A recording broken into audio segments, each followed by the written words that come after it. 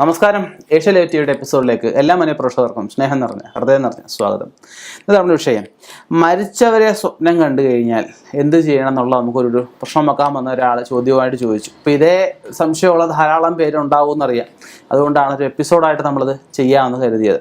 അപ്പോൾ നമ്മൾ മരണപ്പെട്ടു പോയ ആൾക്കാർ സാധാരണഗതിയിൽ നമ്മുടെ ഓർമ്മകളാണ്, അതായത് നമ്മുടെ മനസ്സിലുള്ള അവരെക്കുറിച്ചുള്ള ചിത്രങ്ങൾ അല്ലെ അവരെക്കുറിച്ചുള്ള ചിന്തകളൊക്കെ ആയിട്ട് നമുക്ക് അവബോധ മനസ്സുമുണ്ട്, ഉപബോധ മനസ്സുമുണ്ട്.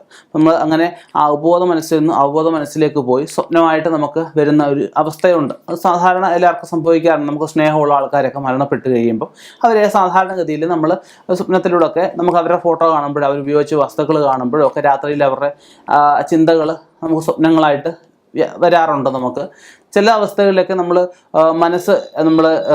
ഏറ്റവും ശാന്തമായിട്ടിരിക്കുന്ന അവസ്ഥയിൽ, മറ്റ് ശബ്ദങ്ങളൊന്നും ഇല്ലാതിരിക്കുന്ന അവസ്ഥയിൽ, രാത്രിയാവാം പകലാവാം, നമ്മളിവരുടെയൊക്കെ സാമീപ്യം നമുക്ക് അനുഭവപ്പെടാറുണ്ട്.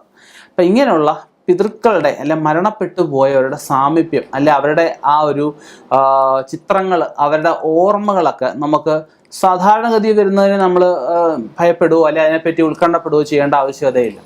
അപ്പം നമുക്ക് സ്ഥിരമായിട്ട് ഇവരെ സ്വപ്നം കാണുക, സ്ഥിരമായിട്ട് നമ്മൾ എന്തെങ്കിലും കാര്യങ്ങൾ എടുക്കുമ്പോൾ, എന്തെങ്കിലും കാര്യങ്ങൾ പറയുമ്പോൾ ഇവരെക്കുറിച്ച് പറയേണ്ടി വരുന്ന അവസ്ഥകൾ നമുക്കുണ്ടാവുക.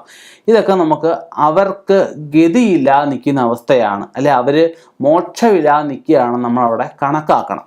അപ്പം ആ സമയത്ത് നമ്മളൊരു ജ്യോതിഷനെ പോയി കാണുമ്പോൾ നമ്മൾ പിതൃകാരനായിട്ട് ആദ്യത്തിനെ പറയാറുണ്ട്. പ്രശ്നം വെക്കുമ്പോൾ നമുക്ക് ഒരുപാട് ഗുളികനെ കൊണ്ടൊക്കെയാണ് പ്രധാനമായിട്ട്. ഗുളികന് ഓരോ രാശി നിൽക്കുന്ന അവസ്ഥയിലൊക്കെ നമുക്ക് പിതൃദോഷം, പ്രേതദോഷം, പൂർവികർ ഗതിയില്ലാതെ നിൽക്കുന്ന അവസ്ഥ, ഇരുത്തിയ പിതൃക്കൾ തിരിച്ചു വന്ന് നിൽക്കുന്ന അവസ്ഥകൾ ഒക്കെ നമ്മൾ പറയാറുണ്ട്.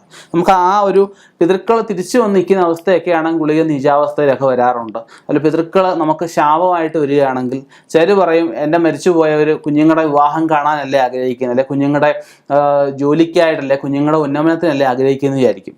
അത് ശരിയാണ്. അത് നമ്മൾ ഒരു സാമാന്യ മനസ്സിൽ നമ്മൾ ചിന്തിക്കുമ്പോൾ ആ ഒരു ചോദ്യം ശരിയാണ്. പക്ഷെ മരണപ്പെട്ടു കഴിഞ്ഞ ആത്മാവിന് നമ്മൾ ഈ നല്ല കാര്യങ്ങൾ കാണുന്ന ഇഷ്ടമാണല്ലെന്ന് ഞാൻ പറയുന്നില്ല. പക്ഷേ ആ ആത്മാവ് മോക്ഷമായിട്ട് നിൽക്കുന്ന അവസ്ഥയിൽ, അല്ലെ ആത്മാവ് ദുരിതമായിട്ട് നിൽക്കുമ്പം നമുക്ക് നല്ലത് സംഭവിക്കുമ്പോൾ എന്താ, ആത്മാവ് ദുരിതത്തിൽ നിൽക്കുന്നു, ആത്മാവിൻ്റെ കാര്യങ്ങൾ ചെയ്യേണ്ട ആൾക്കാർ സന്തോഷമായിട്ട് നടക്കുന്നു, ആത്മാവിന് വേണ്ടിയുള്ള ഒരു കാര്യങ്ങളും ചെയ്യുന്നില്ല, ആത്മാവിനെ വിസ്മരിക്കുന്നു. ഈ അവസ്ഥയിൽ ആത്മാവ് ദുരിതത്തിലാവുകയും നമുക്ക് ദുരിതങ്ങൾ വിതയ്ക്കുകയും ചെയ്യും. ആ ദുരിതങ്ങൾ വിതയ്ക്കുമ്പോഴേ നമ്മളൊരു ജ്യോതിഷനെ അല്ലെ നല്ലൊരു കർമ്മിയെ കാണുകയും ഈ പറഞ്ഞ പോലെ ദുരിതം ഉണ്ടെന്ന പ്രശ്നത്തെ കണ്ടെത്താനും അതിനെ പ്രതിവിധി ചെയ്യാനൊക്കെ നമ്മൾ ശ്രമിക്കത്തുള്ളൂ. അപ്പം നമുക്ക് ഈ പറഞ്ഞ സ്വപ്നത്തിലൂടെയും അല്ലാതെയൊക്കെ നമുക്ക് മരിച്ചുപോയവരെയൊക്കെ കണ്ടു കഴിഞ്ഞാൽ നമുക്ക് ആദ്യം ചെയ്യേണ്ട ചെറിയ കാര്യങ്ങൾ ഞാൻ പറയാം.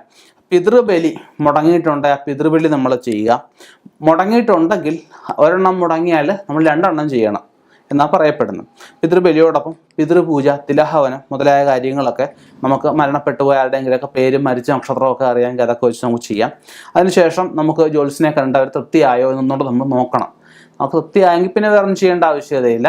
തൃപ്തിയായിട്ടില്ല എന്ന് കാണുകയാണെങ്കിൽ നമുക്ക് വീട്ടിൽ വെച്ച് സുദർശന ഹോമം പോലുള്ള കർമ്മങ്ങളൊക്കെ നമ്മൾ നടത്തിക്കൊണ്ട് ഇവരെ ആവാഹിച്ച് കാല് കഴിച്ചുവിട്ട് അങ്ങനെയുള്ള കാര്യങ്ങളൊക്കെ നമുക്ക് ചെയ്തിട്ട് ഇവരെ കൊണ്ടുപോയി നമ്മൾ ഈ പറഞ്ഞ സങ്കേതങ്ങളുണ്ട്, തിരുനെല്ലി, തിരുവല്ലം, വർക്കല, ചേലാമറ്റം, തിരുവല്ലോകാരം ഇങ്ങനെയുള്ള ക്ഷേത്രങ്ങളിൽ കൊണ്ടുപോയി സമർപ്പിച്ചിട്ട് അവർക്ക് വർഷാവർഷം പോയി ബലി സമർപ്പണം ചെയ്തു കഴിഞ്ഞാൽ തീർച്ചയായിട്ടും പിതൃക്കൾ അവിടെ മോക്ഷമാവുകയും അവർക്ക് ഈ ജന്മത്തെ എന്തൊക്കെയാണോ മറികടക്കേണ്ട പ്രതിബന്ധങ്ങൾ, ആ മറികടക്കേണ്ട പ്രതിബന്ധങ്ങളെല്ലാം മറികടന്ന് അടുത്ത ഒരു ജന്മത്തിലേക്ക് അല്ലെ അടുത്ത ഒരു ഇതിലേക്ക് അവർക്ക് പോകാൻ സാധിക്കും. ആത്മാവിന് പരിസരണ കടന്നു പോവുക എന്ന് പറയും.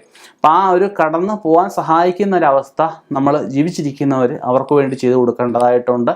നമ്മൾ ചെയ്യേണ്ട കാര്യങ്ങൾ നമ്മൾ ചെയ്യാതെ വരുമ്പോഴാണ് നമുക്ക് അനുഭവയോഗം കുറയുന്നത്. അപ്പം ഇങ്ങനെയൊക്കെയുള്ള കാര്യങ്ങൾ മനസ്സിലാക്കുക. ഇനിയും ഇതുപോലെയുള്ള വ്യത്യസ്തമായ വിഷയങ്ങളുമായിട്ട് കണ്ടുമുട്ടാം. നിർത്തുന്നു. നന്ദി, നമസ്കാരം.